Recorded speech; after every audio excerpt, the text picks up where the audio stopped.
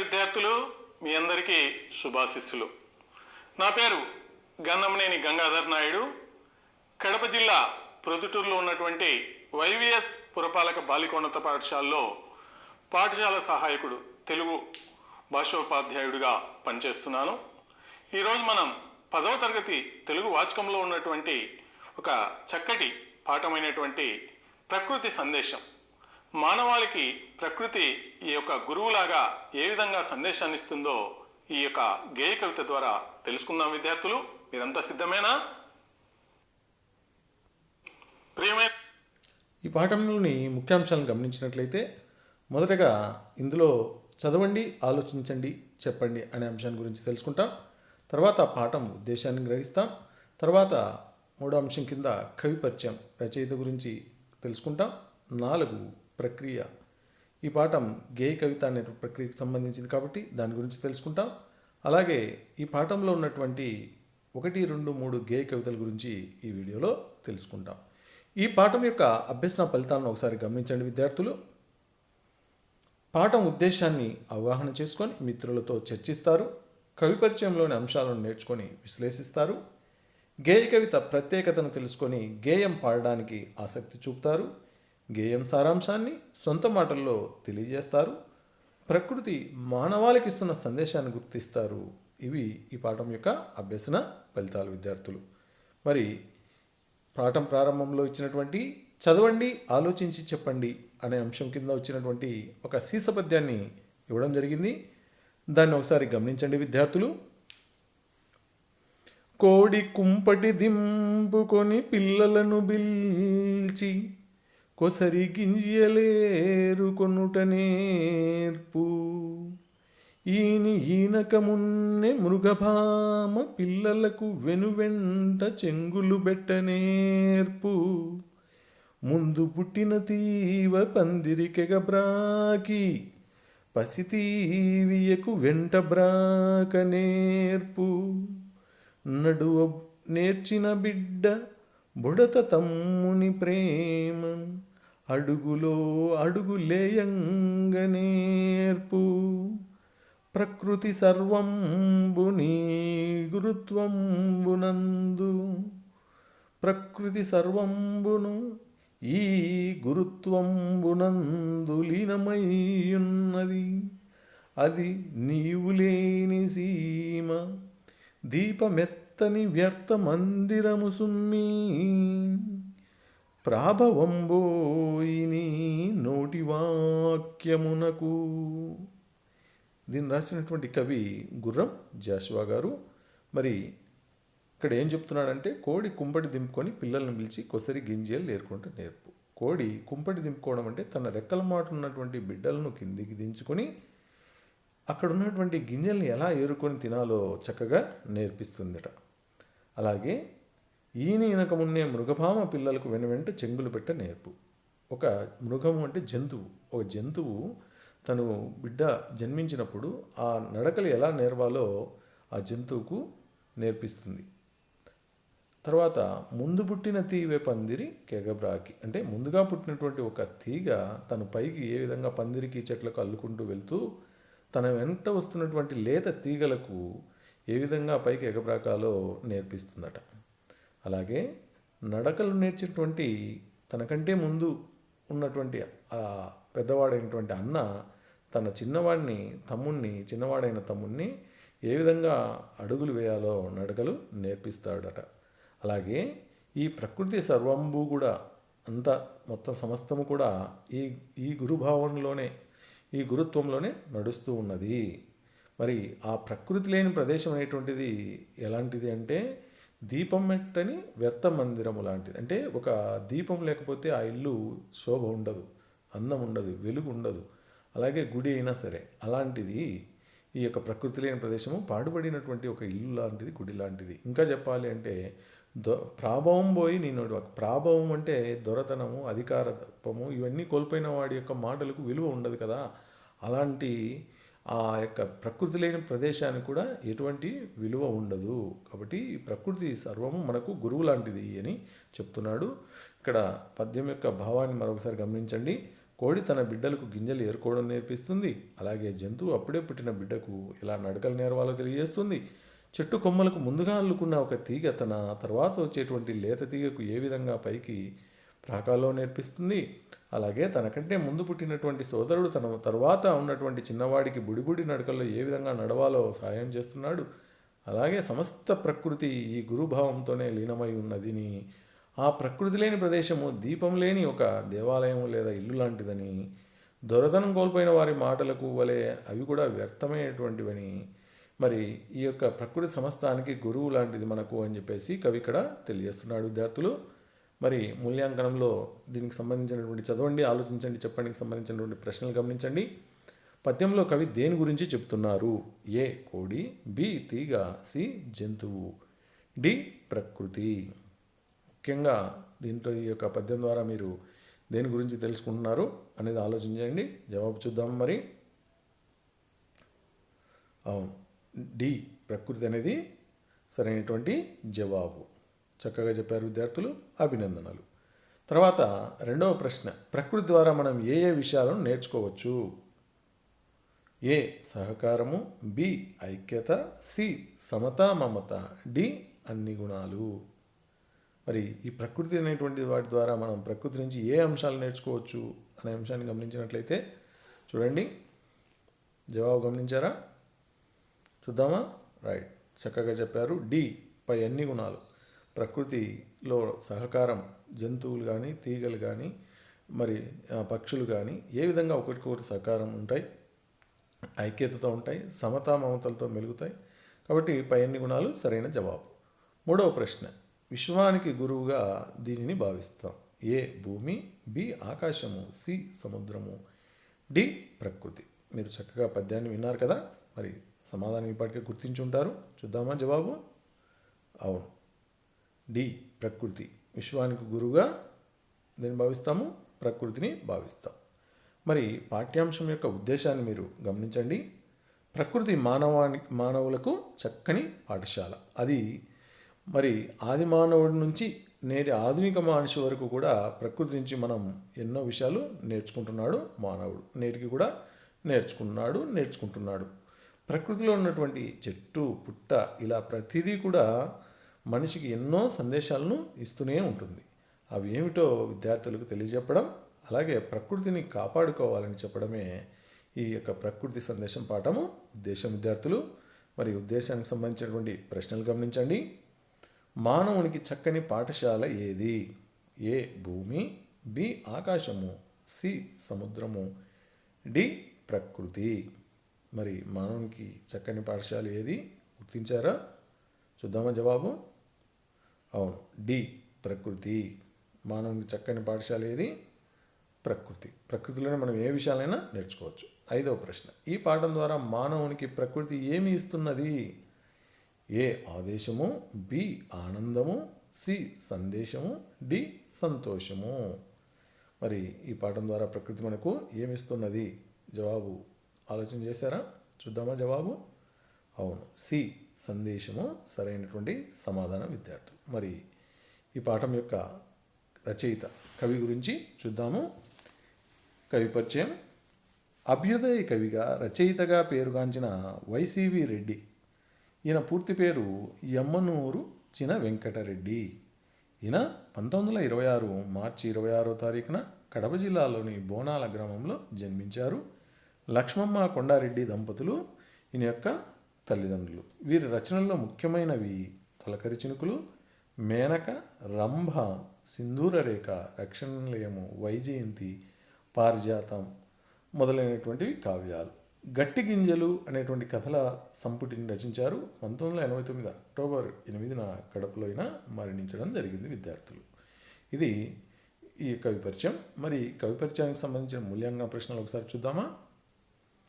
ప్రకృతి సందేశం పాఠ్యాంశ రచయిత ఎవరు?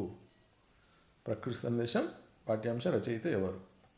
A Y C V Reddy, B C V Reddy, C Viswanathareddy, D Ramanareddy. మరి ఆలోచన చేశారా? జవాబు చూద్దామా? ప్రకృతి సందేశం పాఠ్యాంశ రచయిత జవాబు ఎవరు? అవును, ఏ కరెక్ట్ సమాధానం వైసివి రెడ్డి. వైసివి రెడ్డి రచించిన కథా సంపుటి పేరు ఏమిటి? ఏ. తిండి గింజలు, బి. గడ్డి గింజలు, సి. గట్టి గింజలు, డి. జొన్న గింజలు. మరి జవాబు ఆలోచన చేశారా విద్యార్థులు? చూద్దామా? అవును, జవాబు సి. గట్టి గింజలు. వైసీపీ రెడ్డి రచించినటువంటి కథా సంపుటి పేరు గట్టి గింజలు. మరి ఈ పాఠ్యాంశం యొక్క ప్రక్రియ గేయ కవిత అని చెప్పుకున్నాం కదా. ఈ గేయ కవిత గురించి కూడా తెలుసుకుందాం. గేయ కవిత అనేది పాడటానికి, లయబద్ధంగా చదవడానికి వీలైనది. గేయంలో లేదా గేయ కవితలో శబ్ద సంబంధమైన లయ ఉంటుంది. అందువల్ల అవి లయబద్ధంగా పాడవచ్చు లేదా చదువుకోవచ్చు. గేయంలో మాత్రాగణాలు ఉంటాయి. అంటే ఛందస్సు మాత్రాగణాలు మీరు తెలుసుకుంటారు. మరి దీనిలో ఏ వస్తువునైనా సరే వర్ణించి చెప్పడానికి అవకాశం ఉంటుంది. ఇది గేయ కవిత యొక్క లక్షణం అన్నమాట. మరి గేయ కవితకు సంబంధించినటువంటి ఒక ప్రశ్న చూద్దామా? క్రింది వాణిలో గేయ కవితలో లేని అంశం ఏది? ఏ. మాత్రా ఛందస్సు, బి. లయబద్ధంగా పాడడం, సి. శ్లోక రూపంలో ఉంటుంది, డి. వర్ణించి చెప్పడం. ప్రశ్న బాగా గమనించండి. కింది వాణిలో గేయ కవితలో లేని అంశం ఏది? జవాబు చూద్దామా విద్యార్థులు? అవును, ఇది సి. శ్లోక రూపం. గేయ కవిత అనేది శ్లోక రూపంలో ఉండదు, మాత్రా ఛందస్సులో ఉంటుంది, లయబద్ధంగా ఉంటుంది, వర్ణించి చెప్పడం అనేవి ఇందులో ఉన్నటువంటి ప్రధానమైనటువంటి అంశాలు.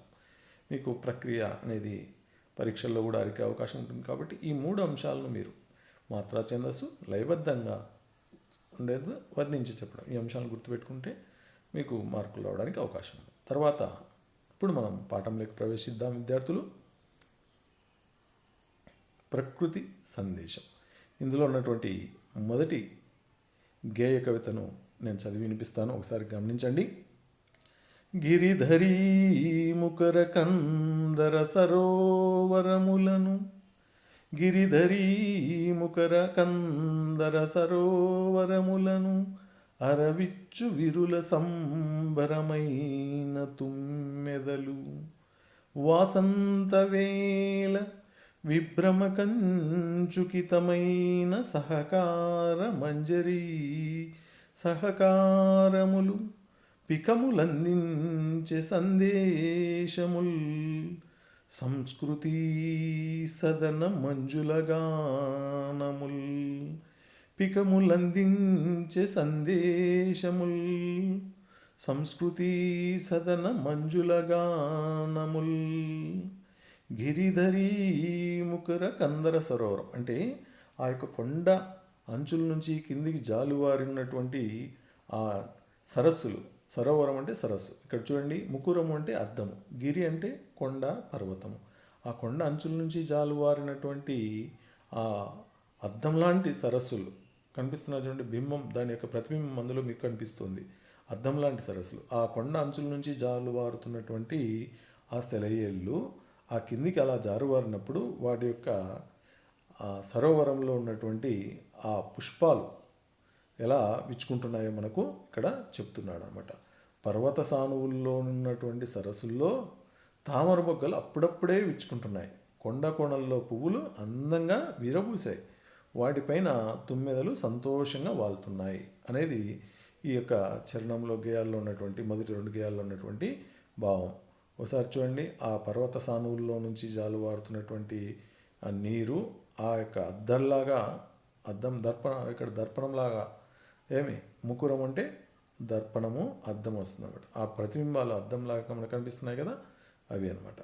తర్వాత చూడండి, అరవిచ్చు విరుల సంబరమైన తుమ్మెదలు, అప్పుడే విచ్చుకుంటున్నటువంటి తామర పూలు, వాటిపైన సంబరంతో వాలుతున్నటువంటి తుమ్మెదలు అని దీని యొక్క అరవిచ్చు విరుల సంబరమైన తుమ్మెదలు అని కవి చెప్పాడు అన్నమాట. చూడండి, ఆ యొక్క విచ్చుకున్నటువంటి ఆ తామరలు కొలంలో, సరస్సుల్లో ఎలా ఉన్నాయో దృశ్య రూపంలో కనిపిస్తుంది కదా మీకు. తర్వాత గమనించండి, పర్వత సానువుల్లోని సరస్సుల్లో తామర మొగ్గలు అప్పుడప్పుడే విచ్చుకుంటున్నాయి. కొండ కోణల్లోని పువ్వులు అందంగా విరబూసాయి. వాటిపైన తుమ్మెదలు సంతోషంగా వాలుతున్నాయి. ఆ దృశ్యాలన్నీ చూడండి. ఇక్కడ ఒక దృశ్యంలోనూ కొండ కోణల్లోంచి జాలు వారుతున్నటువంటి సెలయేర్లు, అక్కడ అప్పుడప్పుడే విచ్చుకుంటున్నటువంటి తామరలు, వాటిపైన వచ్చి వాలుతున్నటువంటి తుమ్మెదలు. చూశారు కదా, చూడండి అప్పుడప్పుడే విచ్చుకుంటున్నటువంటి ఆ యొక్క ఒక చక్కటి పుష్పాన్ని కూడా మీరు ఈ దృశ్యంలో చూడొచ్చు. అలా విరులు అంటే పూలన్నీ కూడా అప్పుడప్పుడే విచ్చుకుంటున్నాయట. మరి వాటిపైన సంతోషంతో ఈ యొక్క ఏం వాళ్తున్నాయి, తుమ్మెదలు వాళ్తున్న దృశ్యాన్ని కూడా మీరు చూడొచ్చు అన్నమాట. ఆ మకరందం కోసం తుమ్మెదలు సంతోషంతో వచ్చి వాళ్తున్నాయి. ఇలా ప్రకృతిలో ఉన్నటువంటి సమస్తము కూడా ఒకరికి ఒకరు సహకరించుకుంటున్నారు అనేది కవి ఇక్కడ మనకు తెలియజేస్తున్నాడు అన్నమాట. చూడండి, ఆ మకరందాన్ని గోలుతున్నటువంటి ఆ యొక్క తుమ్మెదలు చూడండి, ఆ మకరందాన్ని పుష్పాల్లోంచి ఏ విధంగా సేకరించి ఆనందంగా సంతోషంగా ఉందో దృశ్య రూపంలో చూస్తున్నారు కదా విద్యార్థులు. అరవిచ్చు విరుల సంబరమైన తుమ్మెదలు అన్నాడు కవి. రైట్.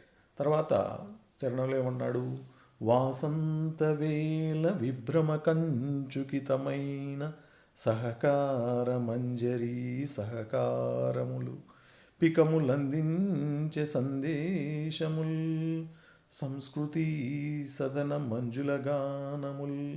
ఆ యొక్క పికము అంటే కోయిలలు ఆ వసంత ఋతువులో లేత చిగుళ్ళ కోసం ఆ కోకిలలు చెట్ల కొమ్మలపైన వాలుతున్నాయన్నమాట. అవి ప్రకృతితో మమేకమై జీవిస్తూ మానవులకు గొప్ప సందేశాన్ని ఇస్తున్నాయి. ఆ యొక్క లేత చిగుళ్ళు అనేటువంటి వసంత ఋతువులో చిగురించడము, వాటిని ఆ యొక్క కోగిలలు వచ్చేసి వాటిని వాలి తింటూ ఉండడము, ఇలా ఒకటికొకటి అవి సహకరించుకుంటూ ఎలా ఉన్నాయో మనకు కవి చెప్తున్నాడు అన్నమాట. వసంత ఋతువుల్లో మామిడి చిగుర్లు అనేటివి పూస్తాయి కదా, వాటిని ఆ కోకిలలు వచ్చేసి స్వీకరిస్తున్నాయి.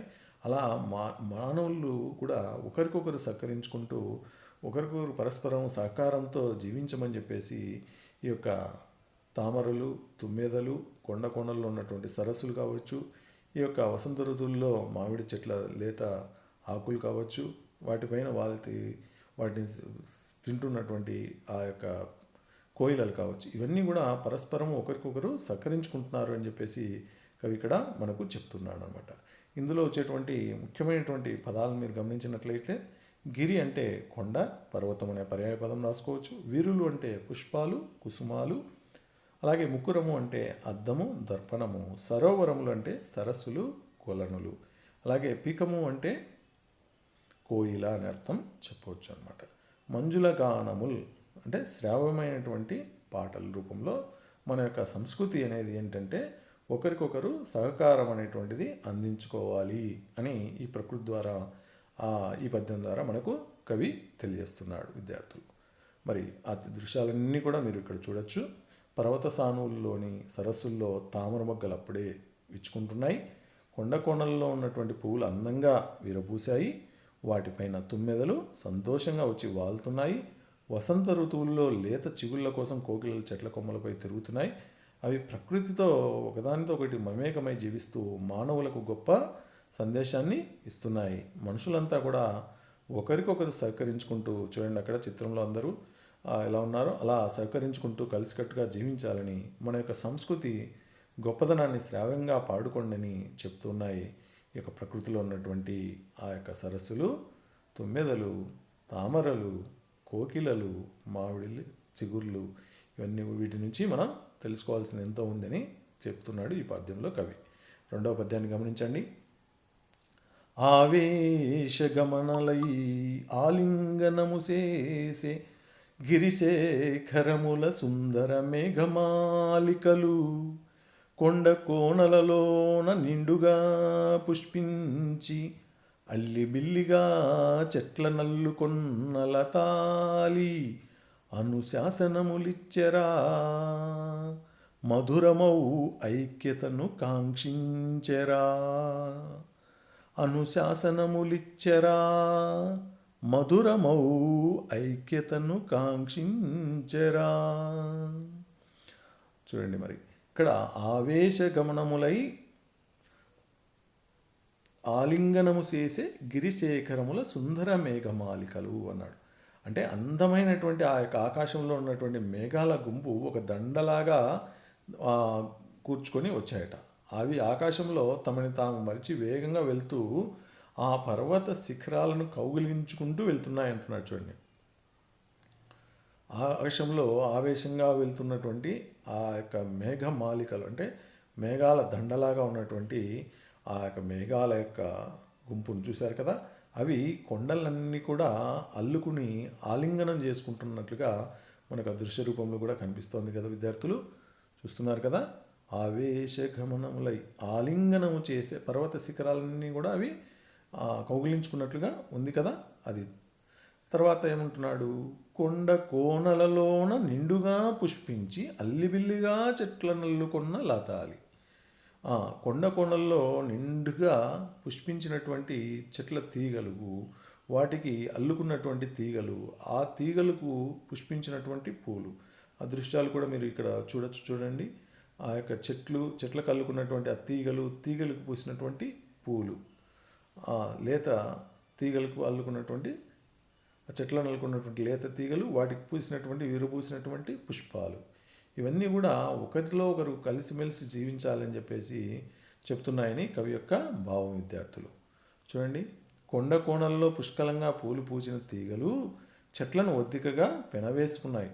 ఇవి మానవులకు ఒక ఉపదేశాన్ని ఇస్తున్నాయి. ప్రజలందరూ కూడా అన్యోన్యంగా కలిసిమెలిసి ఐకమత్యంగా ఉండాలని కోరుకుంటున్నాయి అని ఇక్కడ ఐకమత్యం గురించి ఆ యొక్క పర్వత శిఖరాలను అల్లుకున్నటువంటి మేఘాలు, చెట్లను అల్లుకున్నటువంటి తీగలు ఏ విధంగా అయితే ఉన్నాయో మానవులందరూ కూడా అదే విధంగా అన్యోన్యంగా కలిసిమెలిసి ఉండాలని అందమైన మేఘాల గుంపు దండరూపం ధరించాయి. ఆకాశంలో అవి తమని తాము మరిచి వేగంగా కదిలిపోతూ పర్వత శిఖరాలను కౌలించుకున్నాయి. కొండ కోణల్లో పుష్కలంగా పూలు పూసిన తీగలు చెట్లను ఒద్దికగా పెనవేసుకున్నాయి. ఇవి మానవులకు ఒక ఉపదేశాన్ని ఇస్తున్నాయి.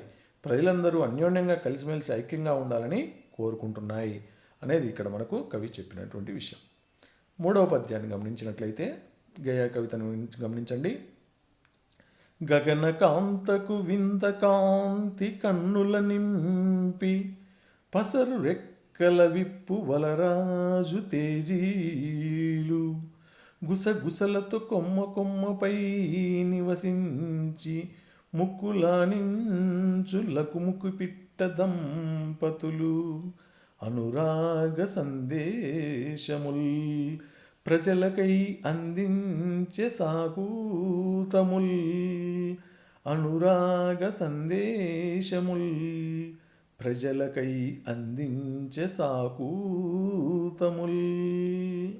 ఇక్కడ కవి ఏం చెప్తున్నాడంటే, గగనకాంతకు వింత కాంతి కన్నుల నింపి పసరు రెక్కల విప్పు వలరాజు తేజీలు.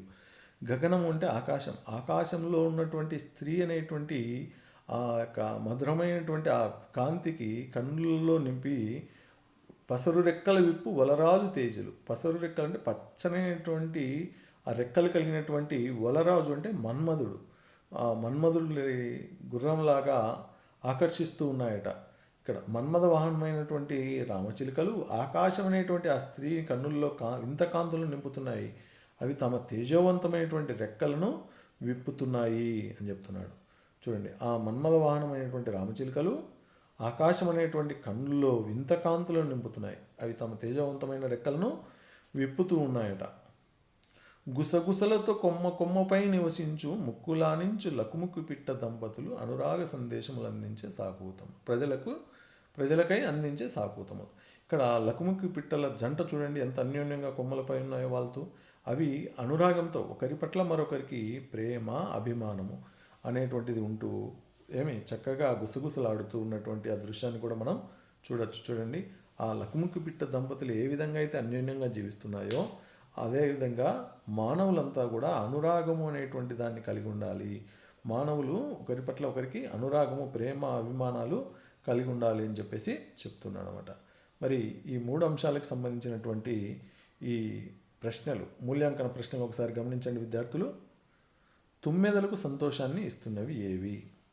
ఏ నీరు, బి తేనె, సి తామరలు, డి సరస్సులు. తుమ్మెదలకు సంతోషాన్ని ఇస్తున్నవి ఏవి? ఆలోచన చేశారా? చూద్దామా? అవును విద్యార్థులు, సి తామరలు. తుమ్మెదలకు ఆ తామరలో ఉన్నటువంటి ఆ మకరందాన్ని స్వీకరిస్తూ సంతోషాన్ని ఇస్తున్నాయి కదా. తర్వాత ప్రశ్న, వీరులు పదానికి అర్థం గుర్తించండి. వీరులు అనే పదానికి అర్థం గుర్తించండి. ఏ నదులు, బి సముద్రాలు, సి అడవులు, డి పూలు. మరి వీరులు అనే పదానికి అర్థం గుర్తించారా? చూద్దామా జవాబు? అవును, డి పూలు సరైన జవాబు. డి పూలు. వీరులు అంటే పూలు అనే అర్థం విద్యార్థులు. తర్వాత ప్రశ్న, పీకము అనే పదానికి అర్థము రాయండి. ఏ పిచ్చుక, బి నెమలి, సి కోయిల, డి రామచిలుక. మరి పీకము అనే పదానికి అర్థం గుర్తించారు కదా? జవాబు చూద్దామా? అవును విద్యార్థులు, పీకము అనే పదానికి సి కోయిల సరైనటువంటి జవాబు. చక్కగా చెప్పారు, అభినందనలు. తర్వాత ప్రశ్న, గిరి పదానికి పర్యాయ పదాలు గుర్తించండి. గిరి పదానికి పర్యాయ పదాలు గుర్తించండి. ఏ ఆకాశము, గగనము, బి సముద్రము, సాగరము, సి కొండ, పర్వతం, డి చెట్లు, వృక్షము. గమనించారా? రైట్, సి కొండ, పర్వతము సరైనటువంటి సమాధానం విద్యార్థులు. చక్కగా చెప్పినందుకు మీ అందరికీ అభినందనలు. తర్వాత గగనం పదానికి పర్యాయ పదం రాయండి. ఏ సముద్రము, సాగరము, బి ఆకాశము, నింగి, సి పువ్వులు, పుష్పాలు, డి కొండలు, పర్వతాలు. గగనం అనే పదానికి పర్యాయ పదం గుర్తించారా? జవాబు చూద్దామా విద్యార్థులు? అవును, కరెక్ట్ సమాధానం, రైట్ సమాధానం. జవాబు సరైన జవాబు బి ఆకాశము, నింగి. గగనము పదానికి పర్యాయ పదం ఆకాశము, నింగి. చక్కగా చెప్పారు విద్యార్థులు, మీ అందరికీ అభినందనలు. మరి తర్వాత వీడియోలో మరిన్ని అంశాల గురించి తెలుసుకుందాం. ధన్యవాదాలు.